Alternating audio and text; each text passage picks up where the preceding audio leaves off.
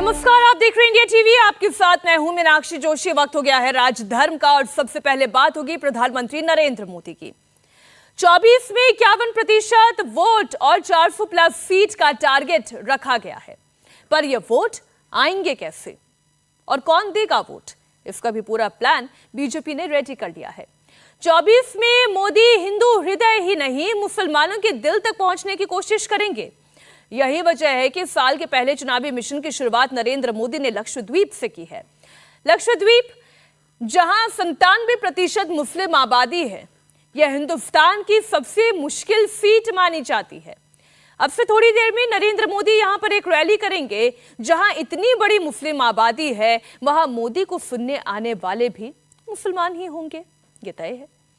मोदी इन मुसलमानों से पूरे देश के मुस्लिम आबादी को एड्रेस करेंगे। 400 प्लस में यूपी का टारगेट 80 में 80, इसे भी सुनिश्चित करने के लिए बीजेपी ने एक स्पेशल मिशन की शुरुआत की है। शुक्रिया मोदी भाईजान, इसकी टैगलाइन है, ना दूरी ना खाई मोदी हमारे भाई। इस मिशन से कैसे देश के मुसलमान बीजेपी से जुड़ेंगे, यह हम आगे आपको बताएंगे, लेकिन सबसे पहले बात होगी लक्षद्वीप की।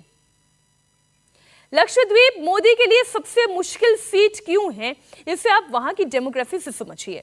लक्षद्वीप की आबादी करीब 64,000 है, जिसमें 97% मुसलमान हैं, जबकि हिंदू आबादी 3% से भी कम है। यहां लोकसभा की एक ही सीट है।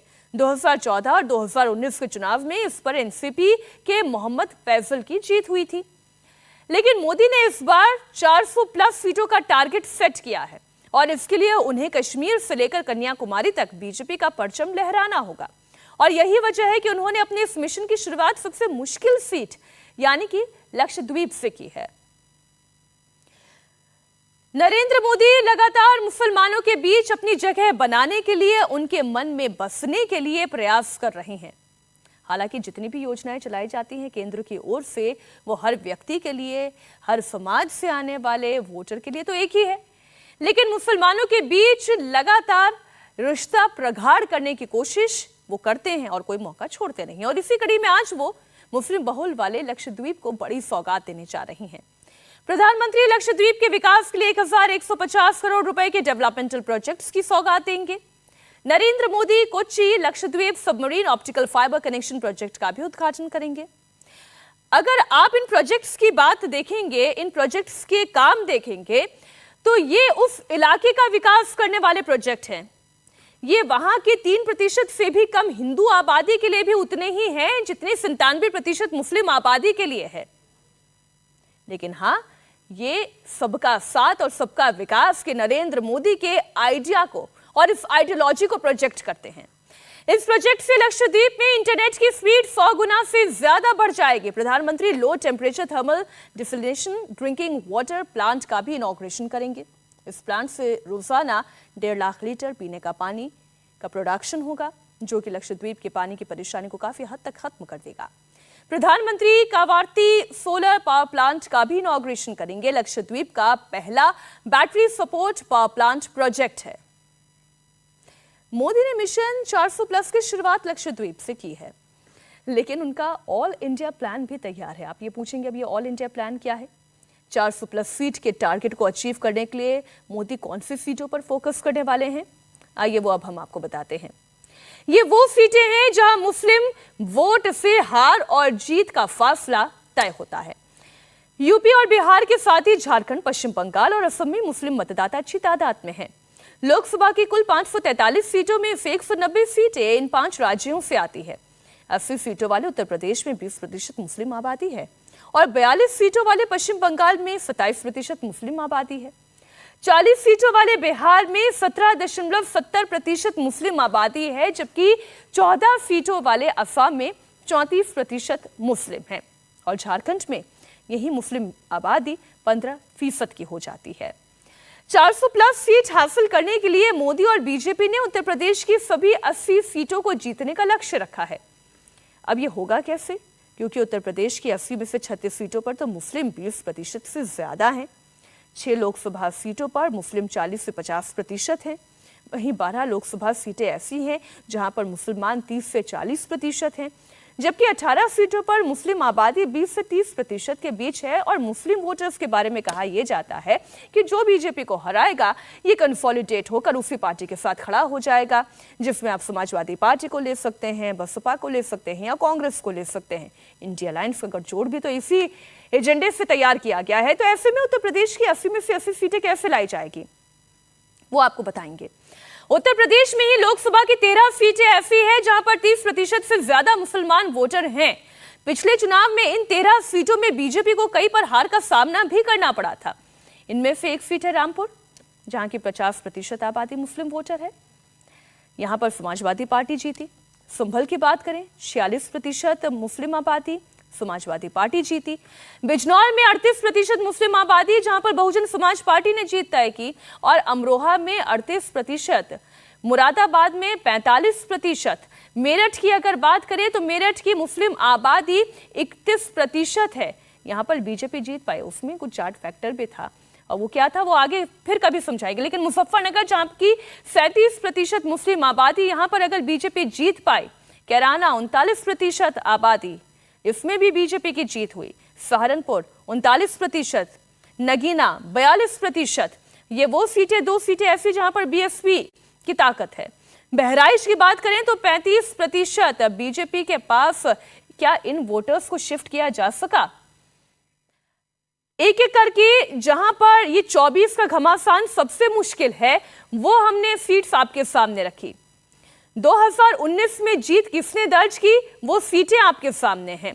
तो अगर बीजेपी 19 में भी मुस्लिम बहुल सीटों पर जीत सकती है तो यानी कि ये आंकड़ा यहां से बढ़ाया जा सकता है। यूपी की 80 में से 80 का लक्ष्य हासिल करने के लिए मोदी को इन सभी मुस्लिम बहुल सीटों पर जीत दर्ज करनी होगी। अब ये होगा कैसे?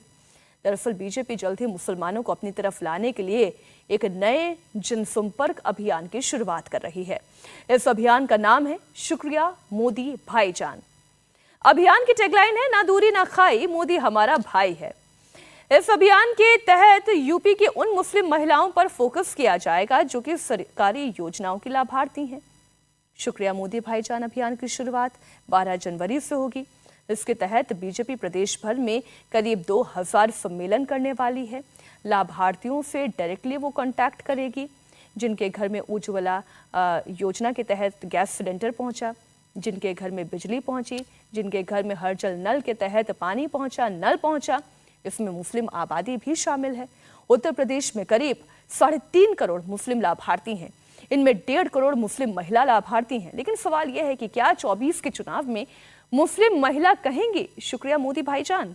बीजेपी का इस प्रोग्राम के जरिए मुस्लिम महिला लाभार्थियों से संपर्क का टारगेट है। मुस्लिम महिला लाभार्थियों के जरिए दूसरी मुस्लिम महिलाएं वोट बैंक पर बीजेपी की भी नजर बनी हुई है। उत्तर प्रदेश में लोकसभा चुनाव में बीजेपी सभी 80 सीट पर जीत हासिल करने का दावा कर रही है और इस मिशन को कामयाब करने के लिए बीजेपी अब यूपी में एक नया अभियान शुरू करने जा रही है, जिसका नाम है शुक्रिया मोदी भाईजान। अभी बीजेपी अल्पसंख्यक मोर्चा का ये कार्यक्रम है, उसके अध्यक्ष हमारे साथ हैं कुंवर बासित अली। ये जो आपका पूरा प्लान है, कार्यक्रम है शुक्रिया मोदी भाईजान, इसमें क्या क्या होगा? जिन महिलाओं को और बहनों को आवास मिला, उज्ज्वला योजना का लाभ मिला, जिनको पीएम की गारंटी मिली, प्रधानमंत्री ने अपनी बहन मान करके शौचालय के साथ, चाहे या राशन की बात हो, आयुष्मान भारत की बात हो, या 3 तलाक की बात हो, हज का कोटा डबल करने की बात हो, और बहुत सारे नियम इस तरह से बनाए गए कि जिसके लिए एक कार्यक्रम बनाया गया। और वो कार्यक्रम हमारा एक सरकार की योजनाओं को मुस्लिम महिलाओं तक ले जाना और भारतीय जनता पार्टी की सरकारों ने उनके लिए क्या क्या किया ये बताना। इसके लिए इसका नाम रखा है शुक्रिया मोदी भाईजान। ना दूरी है ना खाई है, मोदी हमारा भाई है। क्योंकि ये जो सब काम हैं हिंदुस्तान के कल्चर में अपनत्व की भावना के साथ एक बड़ा भाई ही बहन के लिए करता है, या एक जिम्मेदारी के साथ जिस तरह से शौचालय की चिंता की गई, उनके स्वास्थ्य की चिंता की गई, उनके बच्चों की चिंता की गई, बच्चियों की चिंता की गई, यहाँ तक कि स्कॉलरशिप में भी मुस्लिम बच्चों को 50% का हिस्सेदारी दी गई और लगभग 2.5 करोड़ की स्कॉलरशिप मुस्लिम बच्चियों को मिली। और शादी का अगर आप अनुदान देखेंगी तो उसमें बड़ी तादाद मुस्लिम बच्चियों की है और उनमें बड़ी तादाद में गरीब बेटियों की शादी हुई। उन्होंने कहा कि इसकी ना दूरी है ना खाई है, मोदी हमारे भाई हैं। तो आमतौर पे ये समझा जाता है कि जो मुस्लिम हैं, मुसलमान हैं और जो बीजेपी है, उनके बीच में बहुत दूरी भी है और बहुत खाई भी है। तो ये जो लाभार्थी हैं, जो महिलाएं हैं खासतौर से, तो ये खाई और दूरी ये लाभार्थी महिलाएं पाट देंगी, ऐसी आपको उम्मीद? देखिए, अब जब आप बात करते हैं और हम लोग बात करते हैं और आउटरीच के प्रोग्राम जब चलाते हैं तो एक विशेष भाव है मोदी जी के लिए मुस्लिम बहनों के मन में, मुस्लिम माताओं के मन में। और वो जब कहती हैं कि इनसे अच्छा प्रधानमंत्री देश को कभी नहीं मिला, इन्होंने जो योजनाएं लाई ऐसी योजनाएं हमारे कोई नहीं लेकर के आया। 2024 में सरकार बनाने के लिए बीजेपी लगातार प्रयास कर रही है। 2014 को जरा याद करिए। 2014 में सरकार बनने के बाद मोदी ने सबका साथ सबका विकास का नारा दिया था। 2019 में मोदी ने कहा सबका साथ सबका विकास और सबका विश्वास। इसी के तहत मोदी ने मुसलमानों का दिल जीतने के लिए हर वो काम किया जो उनके बच्चों के मुस्तकबिल को संवारने वाला है। मोदी ने मुस्लिम महिलाओं को 3 तलाक जैसी कुप्रथा से मुक्ति दिलाई।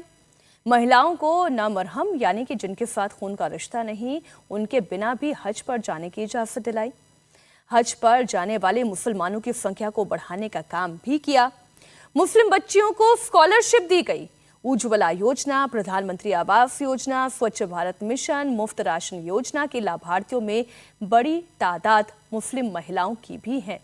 और यही वो महिलाएं हैं, वो लाभार्थी हैं जिन तक डायरेक्ट बेनिफिट पहुंचने के बाद क्या वो बीजेपी से नहीं जुड़ेंगी? ये सवाल आज हमारा ये कार्यक्रम देखने वाली तमाम मुस्लिम महिलाएं भी अपने आप से पूछे कि अगर उन तक ये डायरेक्ट बेनिफिट मिला है तो फिर वो किसके साथ खड़ी होंगी। बहरहाल मुस्लिम महिलाओं को क्या क्या मिला है, इसी के आधार पर बीजेपी ये सोच रही है कि इस ठीक है, हमारी संवाददाता रुचि ने बात की है कुछ मुस्लिम महिलाओं से, जरा पहले हम वो आपको सुना दें। बीजेपी का जो अभियान होगा शुक्रिया मोदी भाईजान, उसके बारे में लोग क्या सोचते हैं? हमारे साथ कुछ महिलाएं भी हैं और भी कुछ लोग हैं। सबसे पहले अपना नाम बताइए। फरहा रिजवी। अच्छा, ये जो कैंपेन चलाने जा रही है बीजेपी, शुक्रिया मोदी भाईजान, ना दूरी है ना खाई है, मोदी हमारे भाई हैं, इसका क्या असर देखते हैं? मुस्लिम महिलाओं के लिए योगी सरकार और मोदी सरकार ने लगातार काम किया है और शुक्रिया बनता है। इसलिए मुस्लिम महिलाएं चाहती हैं कि आगे आकर उनका शुक्रिया अदा करें। जिस तरह से 3 तलाक ख़त्म किया गया, जिस तरह से हलाला ख़त्म किया गया, 370 ख़त्म किया गया, महिलाओं के लिए अनजाने में और जाने में जितने भी काम हुए हैं बहुत ज़्यादा सराहनीय हैं और हम सब महिलाएं मिलकर उनका तहे दिल से शुक्रगुजार हैं। और हम चाहते हैं कि 2024 में फिर से मोदी सरकार बने और इसी तरह महिलाओं को आत्मनिर्भर करने के लिए जिस तरह मोदी सरकार काम कर रही है, हम सब महिलाएं शुक्रिया अदा करना चाहते हैं। बस जैसे जो आप कह रही हैं कि मोदी जी को शुक्रिया मुस्लिम महिलाएं अदा करेंगे, आपका क्या नाम है? अर्शिया सुहेल। अच्छा, आपको क्या लगता है कि बीजेपी को मुस्लिम महिलाएं वोट करेंगी? हाँ, करेंगे। अच्छा, वजह? जो उन्हीं ने औरतों के लिए जो काम किए हैं, जो उसकी वजह से वो शुक्रिया अदा करेंगे। आपको क्या लगता है कि जो योजनाएं बीजेपी सरकार चला रही है, उनका कहना है कि मुसलमानों को भी लाभ मिल रहा है, वो ये कह रहे हैं कि 1.5 करोड़ महिलाओं को लाभ मिला है, तो ये बीजेपी को वोट करेगा? जी बिल्कुल, ज़रूर करेंगे, सब करेंगे, क्योंकि सबके लिए हेल्प की है उन्होंने, सबके लिए हर चीज़ हो रहा है, अवेलेबल कर रहे हैं हर चीज़, ज़रूर करेंगे सब, उसके लिए शुक्रिया बोल रहे हैं हम लोग। ऐसे बहुत सारी योजनाएं जो हैं जो बीजेपी कह रही है कि करीब 1.5 करोड़ महिलाओं को उसका फ़ायदा हुआ है, तो ये जो योजनाएं हैं ये बीजेपी को मुसलमानों के करीब लाएगी? उम्मीद तो इस बात की ज़रूर हम कह सकते हैं, क्योंकि महिलाओं के लिए बीजेपी लगातार काम कर रही है। आत्मनिर्भर महिला के लिए, महिला रोजगार के लिए लगातार समूह बना के काम करवाया जा रहा है और हम चाहते हैं कि जितनी मुस्लिम बहनें हैं हमारी, वो आत्मनिर्भर हों, घर घर झाड़ू पोछा ना करके अपना खुद का बिजनेस करें, अपने पैरों पे खड़े हों, अपना परिवार संभालें, और इसलिए मुसलमान और मुस्लिम बहनें उनको वोट करेंगी। आपका नाम क्या है? मोहम्मद अब्दुल्ला। अच्छा, अब्दुल्ला साहब ये बताइए, जैसे ये जो कैंपेन चलने जा रही है शुक्रिया मोदी भाईजान, इसका कुछ फ़ायदा बीजेपी को मिलेगा? जी बिल्कुल मिलेगा। जैसे कि इंडिया एक यूनाइटेड और सेक्युलर कंट्री है, तो जितना हम लोग इसको जोड़ के समेट के चलने की कोशिश करेंगे उतना बेहतर हम लोग नेशनल इंटरनेशनल लेवल के ऊपर उसको प्रेजेंट कर पाएंगे। तो ये कहीं ना कहीं एक अच्छी मुहिम है, मैं इसके साथ हूँ। बाकी फिर देखिए इलेक्शन के बाद ही पता चल पाएगा। और अब आपको बताते हैं पिछले 2 लोकसभा चुनावों में मुस्लिम बहुल सीटों पर बीजेपी की क्या परफॉर्मेंस रही है। 2014 के लोकसभा चुनाव में 92 मुस्लिम बहुल लोकसभा सीटों से एनडीए के खाते में 41 सीटें आई थी। वहीं यूपीए को केवल 15 सीटें मिली थी। 2019 के लोकसभा चुनाव में 92 मुस्लिम बहुल लोकसभा सीटों पर एनडीए को 45 सीटें मिली। यूपीए के खाते में 18 सीट पर कैंडिडेट जीते थे। तो इसका मतलब ये है कि थोड़ा सा प्रेशर और थोड़ी सी जान और लगानी होगी अगर बीजेपी इन मुस्लिम बहुल सीटों पर अपना परफॉर्मेंस ग्राफ बढ़ाना चाहती है।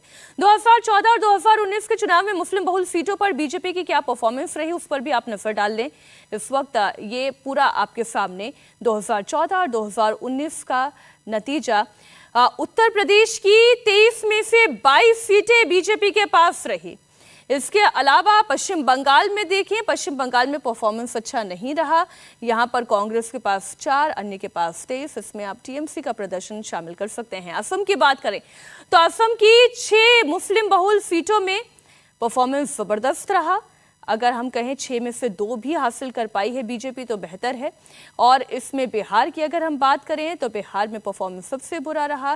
मुस्लिम बहुल सीटों पर कुछ हासिल नहीं हुआ। महाराष्ट्र में 4 सीटों में से 4 की 4 पर बीजेपी ने जीत दर्ज की। ऐसे हर स्टेट पर अगर आप नजर डालेंगे तो तकरीबन कमोबेश कहीं बहुत अच्छा और कहीं पर एवरेज परफॉर्मेंस बीजेपी का आपको दिखाई देगा। बीजेपी एक तरफ मुस्लिम वोट बैंक को अपनी तरफ जोड़ने के मिशन में लगी हुई है तो दूसरी तरफ वो कांग्रेस को हिंदू विरोधी साबित करने में भी लगी है। कर्नाटक में 1992 दंगा मामले में एक गिरफ्तार आरोपी पर बीजेपी ने बवाल खड़ा किया।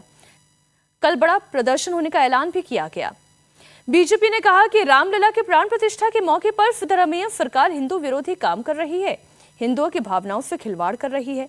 मामला 30 साल पहले का है और गिरफ्तारी आज होने पर बीजेपी ने सवाल खड़ा किया है।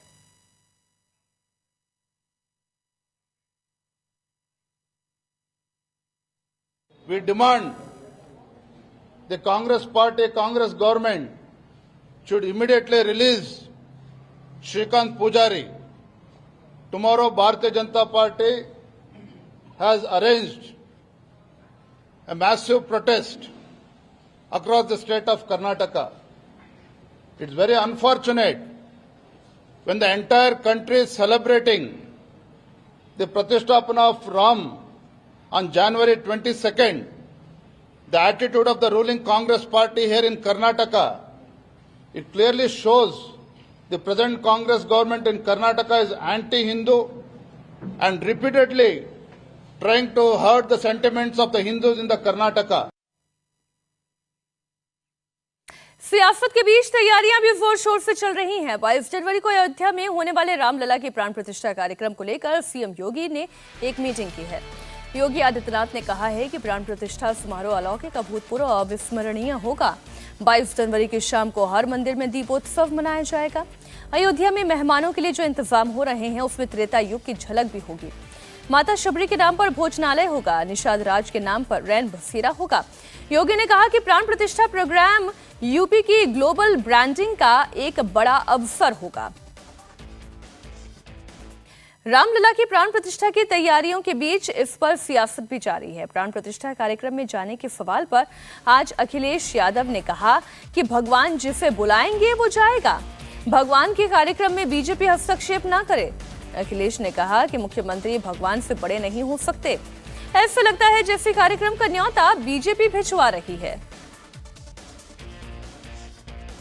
ये भगवान का कार्यक्रम है और भगवान से बड़े मुख्यमंत्री नहीं हो सकते। भगवान से बड़े कोई भी नहीं हो सकता, हम भी नहीं, आप भी नहीं, ना मुख्यमंत्री जी। और भगवान जिसको बुलाएंगे वो अपने आप दौड़ा चला जाएगा। और ये भी सही है कि भगवान किसको कब बुला ले ये भी किसी को नहीं पता। इतना करीब भगवान के हैं वो लोग, तो क्या उन्हें तारीख पता है? और अगर ये बातें मुख्यमंत्री जी कह रहे हैं तो इसका मतलब ये साबित कर रहे हैं कि भारतीय जनता पार्टी सूची बना रही है कौन अतिथि होगा, कौन आएगा, कौन नहीं आएगा। ये भगवान का कार्यक्रम है, भगवान श्री राम का कार्यक्रम है, उसमें इन लोगों को ज्यादा हस्तक्षेप नहीं करना चाहिए। भगवान जिसको बुलाएंगे वो जाएंगे, भगवान बुलाएंगे तो जाएंगे, और भगवान जब तुम्हारा बुलावा बुला लेंगे तब तुम क्या रुक पाओगे?